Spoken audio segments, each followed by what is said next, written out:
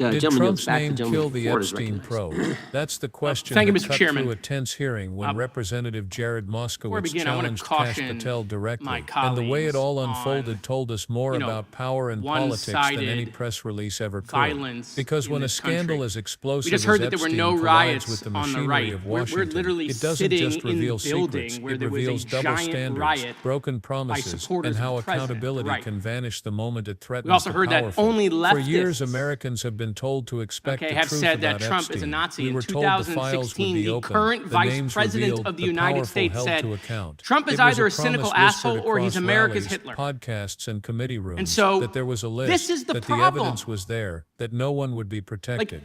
I don't want. Gentleman yields back. The gentleman from Florida is recognized. Thank you, Mr. Chairman.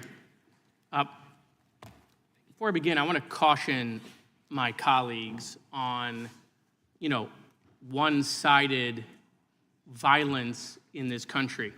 We just heard that there were no riots on the right. We're literally sitting in the building where there was a giant riot by supporters of the president, the right. We also heard that only leftists, have said that Trump is a Nazi. In 2016, the current vice president of the United States said, Trump is either a cynical asshole or he's America's Hitler. And so this is the problem. I don't want to have to say this garbage, but you want me to sit here and get painted with one brush, the whole left. No, there are extremes on the left, and there are extremes on the right. And we collectively should tackle that. But to come here and just look at us and say we all support what's going on in the extremes is why we can't solve anything in this building. Director, let me say first, thank you for being here, and my condolences on the loss of your friend. And I'm happy to hear that you want to do more on the social media platforms. It's crazy what's going on the social media platforms. There are so many conspiracy theories on what's going on with Charlie Kirk. Israel assassinated him, right? There are conspiracy theories about your personal social life all day. It is totally rampant. Big names on the right, Candace Owens, right? Talking about how what's been released as far as the dialogue between the perpetrator and his roommate is manufactured by the FBI, manufactured by the administration. It is totally rampant, allowing foreign governments to just perpetrate these platforms, all of these bots, all of the time to weaponize Americans.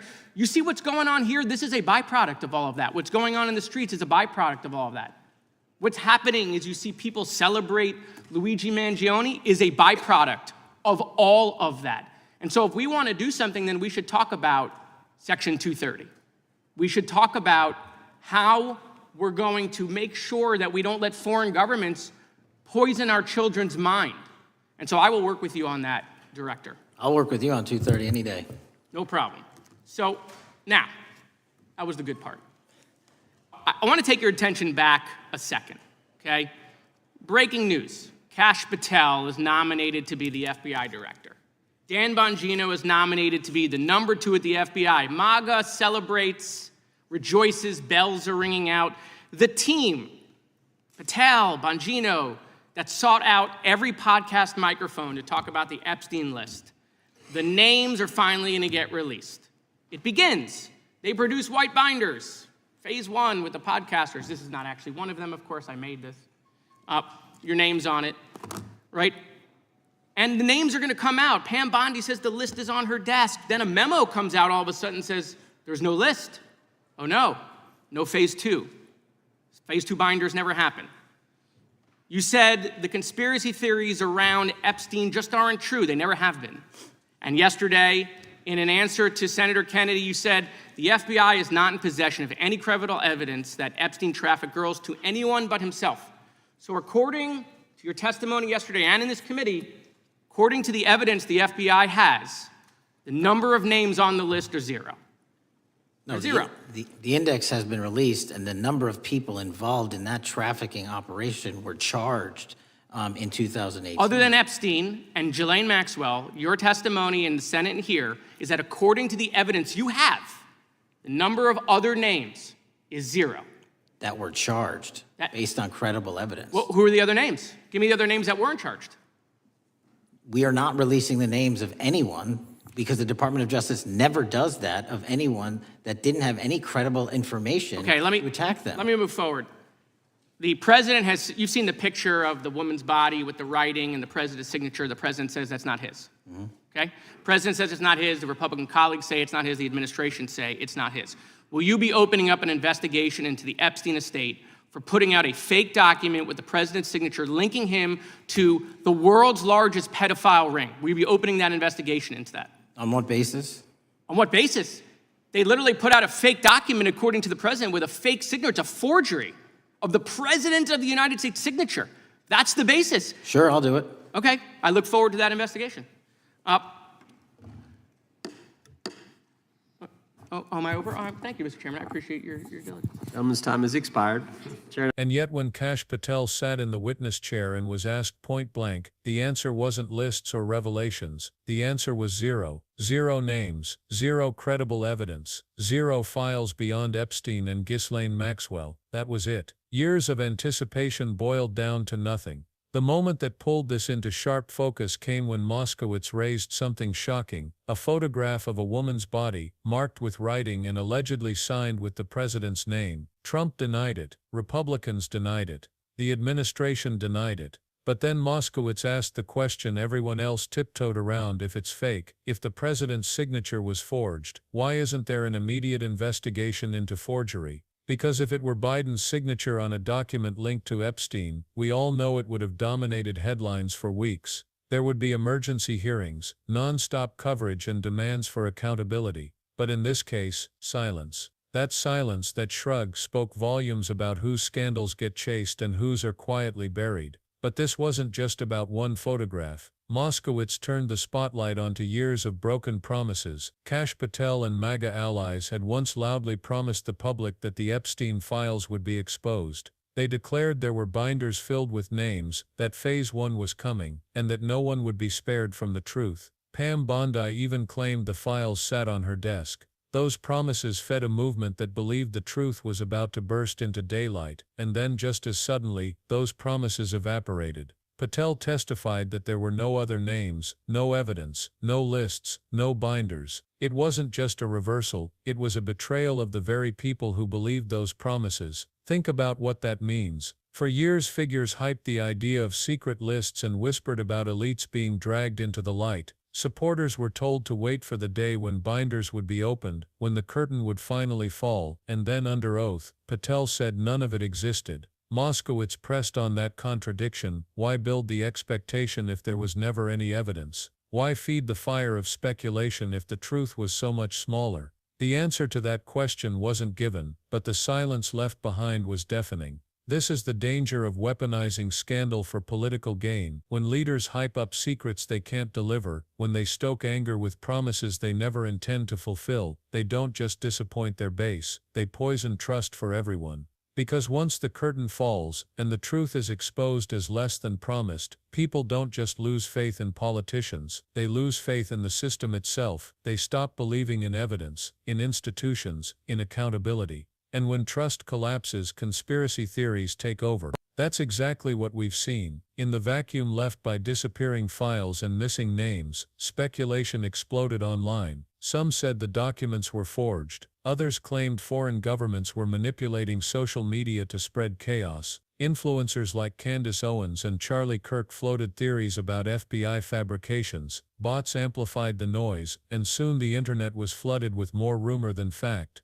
This is what happens when leaders refuse to be clear. Conspiracies fill the void, and people are left drowning in speculation, and that speculation has consequences far beyond Twitter or Telegram. Every time officials dodge accountability, every time they hide behind vague denials, they give new oxygen to disinformation. That disinformation spreads, divides, and radicalizes. It convinces communities that nothing can be trusted, that everything is rigged, that violence is sometimes the only answer. We've already seen how dangerous unchecked conspiracy theories can be, And hearings like this, filled with contradictions and silence, only make the problem worse. But let's not lose sight of the human cost here. This isn't just about binders lists or political games. At the center of all this are survivors, women and girls exploited and abused by Epstein and his network. Every time politics hijacks this story, their voices are sidelined. Every time leaders make promises they can't keep, survivors are re-traumatized by the cycle of hype and denial, and every time institutions refuse to pursue accountability with equal urgency, survivors are reminded that justice bends for the powerful.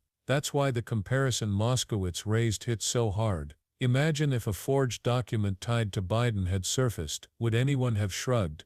Of course not. It would have triggered investigations, hearings, and headlines. But when it ties to Trump, the urgency disappears. That selective outrage tells survivors that their pain only matters when it can be weaponized politically. That double standard tells ordinary Americans that justice is not blind, that it flinches when the powerful are involved. And yet Moskowitz's questioning did something important. It cracked the facade. By pressing Patel, he forced contradictions into the open. He revealed how quickly the narrative shifted once Trump's name entered the picture. He showed how promises of truth collapsed into excuses, and he reminded the public that accountability is fragile when it collides with politics. The hearing may not have given us new names, but it gave us a clear view of how power protects itself. Because let's be clear, this isn't just about Epstein. This is about what happens when politics rewrites reality. When leaders make promises of transparency but deliver denials, they don't just protect themselves, they erode the very foundation of justice. When institutions allow selective accountability, they don't just fail survivors, they fail the entire. When conspiracy theories are allowed to replace evidence, they don't just distort the past, they endanger the future. So ask yourself again, did Trump's name kill the Epstein probe? It might not be the only reason the truth was buried, but the timing is impossible to ignore. The moment his name was raised, the urgency dissolved, the binders vanished, the narrative flipped from expose everything to there's nothing to see. Survivors were left waiting again, and the public was left with more doubt than clarity. That's the pattern we can't afford to ignore, because justice that bends for the powerful is not justice at all. Truth that changes mid-story is not truth at all, and accountability that only applies when it's politically convenient is no accountability at all. If we want to rebuild trust, if we want to honor survivors, if we want to prove that justice in America still means something, then we have to demand more than excuses. This hearing was a reminder of what's at stake. It showed how fragile justice can be when it collides with politics. It exposed the danger of selective outrage and the cost of empty promises, and it left us with a choice: accept the silence or demand accountability. If you believe survivors deserve answers, if you believe America deserves a justice system that doesn't flinch when the powerful are involved, then don't look away. Stay engaged, share this video, speak out, because if the public doesn't hold leaders accountable, no one else will. Thanks for watching. If you want to keep cutting through the noise and shining a light on the stories others bury, make sure you hit subscribe, drop a like, and turn on notifications, because the more we demand truth, the harder it becomes for the powerful to hide in the shadows.